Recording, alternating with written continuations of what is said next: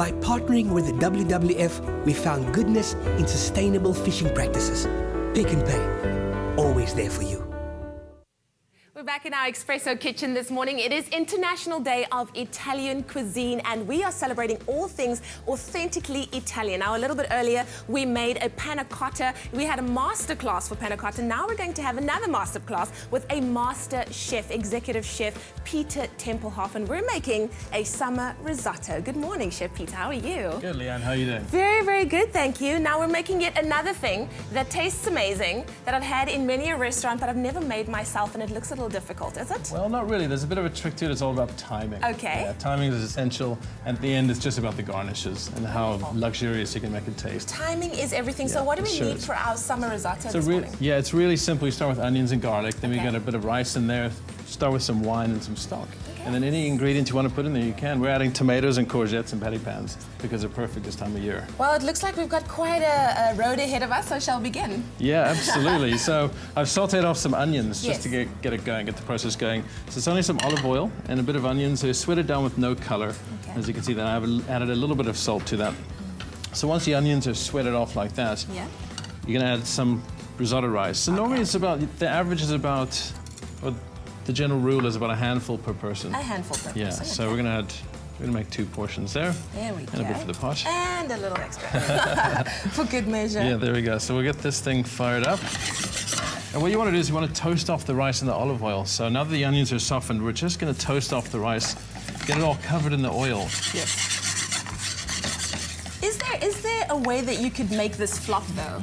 Because I always need to ask this question because I find a way. I always find a way. Yeah, you can undercook it or overcook it. Okay, all right. Yeah, so there's 2 ways. But usually if you keep to the time and you keep it cooking through the 20 minutes, it's foolproof. Okay, and if you use a good rice like arborio, it's pretty hardy, you know, it's not going to overcook. All right. Yeah, unless you really mess it up. Unless you really mess it up. Okay, so what we're doing, we're just toasting the rice. Yeah. And once the rice is coated in olive oil, we're just going to add some white wine. You can hear it start sizzling there. Nice. So once the wine is in there, you start your timer for 20 minutes because it's starting to absorb the liquid now. All right. Okay, so the clock would start The clock would start about now. 20 minutes, add a touch more wine in there. So what you want to do is you want to evaporate the wine. The wine wants to soak into the rice at this stage. Okay. So we're looking for this to be semi-dried. What we're going to do is I've started, once that's to the stage where we start adding the stock, we're going to move over to this one.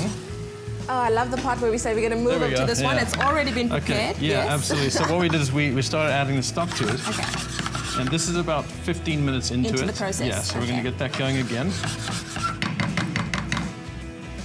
So this is fantastic with tomato base. So we've made it a tomato fondue here, which is just stewed tomatoes. It's really simple. You can use tinned tomatoes or fresh tomatoes. You cook it down with some olive oil. Okay. So it goes nice and stewed. It's almost like a chutney.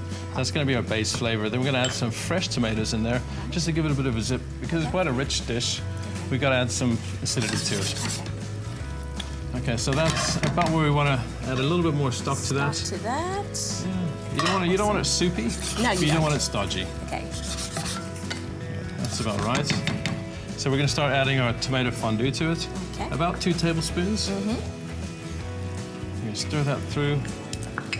Oh, while you're busy stirring that through, if you would like the recipe for our summer risotto that we're making this morning, all you have to do is SMS the word rice to 33728. We will send you your Pick and Pay shopping list. You can go and get all of these delicious and amazing ingredients. And just SMS the word rice to 33728 and we'll gladly pass that along to you. It's looking good. We're about 15 minutes into the process if we were making this in our homes and things like that, right? Absolutely, yeah. Okay. So what we're doing is we've added the tomato fondue to it. Now we want to start getting the other ingredients into it. I've sauteed off some patty pans, which I've just sort of quartered and cut out the seeds.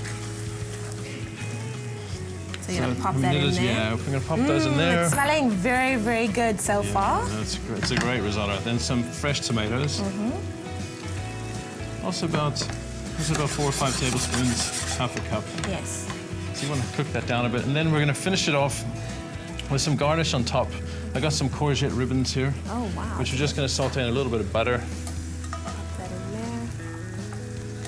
there. Somebody once said to me that before you start making your risotto, just make sure that you have all your ingredients already prepared. Because you don't want to still be chopping things up while you're busy making this, right? Yeah, you're totally right. And also, the trick to this as well is you want to keep the stock hot so the risotto doesn't stop cooking. There we go. Woo! Woo, my tummy is rumbling. This smells and looks amazing. Looking good. It's almost there. Almost there. There we go. Okay, so add a little bit of salt to this. The courgettes, they're so thin they cook really fast, within seconds. Okay. So they're almost ready. So now the finishing touches, my secret ingredient for this is a touch of mascarpone cheese. Okay. It really makes it luxurious and creamy. So we stir that Oh, through. there we go. Yeah, now we're That's talking where that calories. creaminess comes in. Yeah. Calorie festival right there.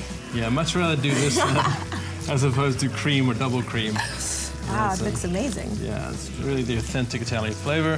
go. We're going to finish it off with a bit of Parmesan cheese. And it's really integral you get a squeeze of lemon in here because it's quite rich. You want to balance it with the good acidity. So a squeeze of lemon. Yum. Yeah, it's great.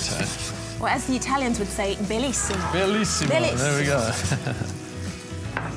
Okay, so last but not least, we've got some fresh basil. Nothing says summer more than basil and tomato and courgettes. I'm just going to give that a quick taste.